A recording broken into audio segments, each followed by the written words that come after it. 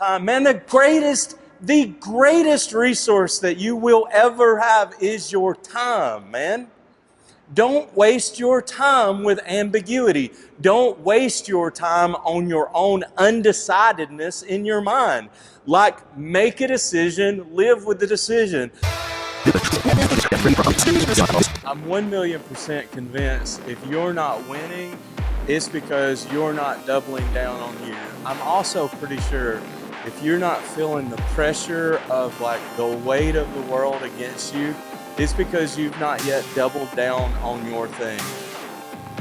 Pursuing you will be the hardest thing that you ever have to do.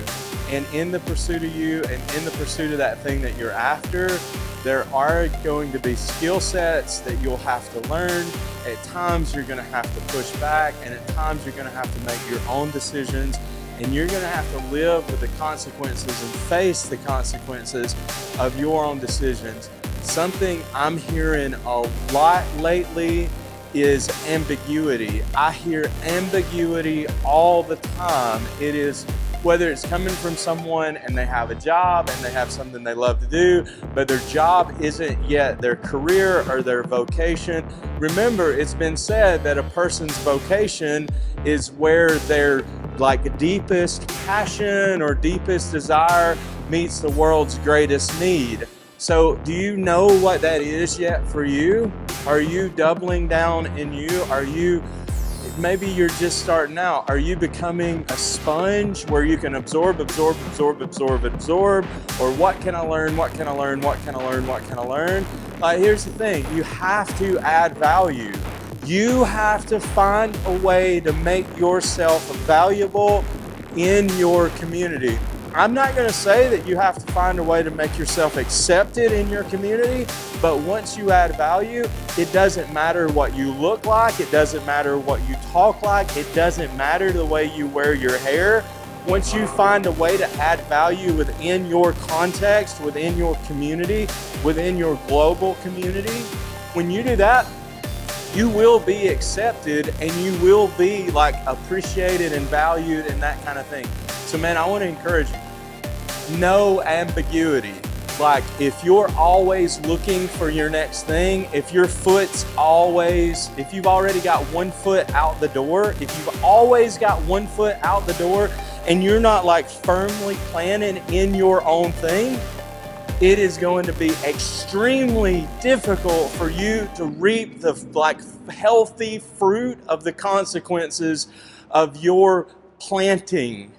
It's going to be extremely difficult for you to reap the consequences of your own skill set or your own time. Man, the greatest resource that you will ever have is your time, man. Don't waste your time with ambiguity. Don't waste your time on your own undecidedness in your mind. Make a decision, live with the decision. Make a decision to live within a certain amount of income, a certain amount of means, whatever it is. Make that decision. Invest 5, 10, 15, 20 years into something and then go from there. Look, it's been said, it takes 15 years to become an overnight success, whatever success even means, right? 15 years of rigor, 15 years of intense. It was Malcolm Gladwell who said it takes about 10 years for you to become expert or professional in your field. Man, experts are walking around all over the place. Professionals are walking around all over the place. It's Noah Kagan said you can speed up the process if you'll take to YouTube and online audio books and things like that, where you're constantly saturating yourself with content so that you can learn, so that you can become more skilled. And I'm telling you, man, you can learn everything you need to know about QuickBooks on YouTube. You can learn everything you need to know about QuickBooks by phoning a friend who's an accountant who's done it before. You can do it. Or if all else fails, mix it up and interact with the software. I want to say something else too on this point.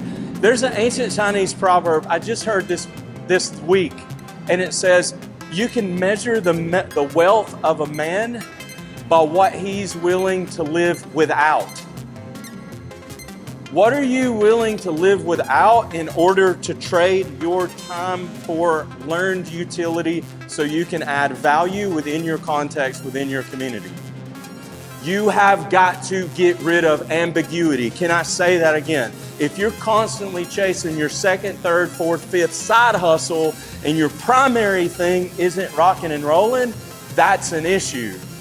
Or your primary thing, like you're flipping burgers at McDonald's because you know what, that's how you're paying your way through junior college, or that's how you're paying the insurance on your car while you're in high school. Look, there's nothing wrong with that, man. But are you beating on your, like, that thing that you want to do? Maybe you want to do videography or content, or maybe you want to do public speaking, or whatever it is, man. If you want to do color correcting on video, what a market there is for that right now. You can buy a $64,000 MacBook or a Mac Pro computer. It's crazy, right?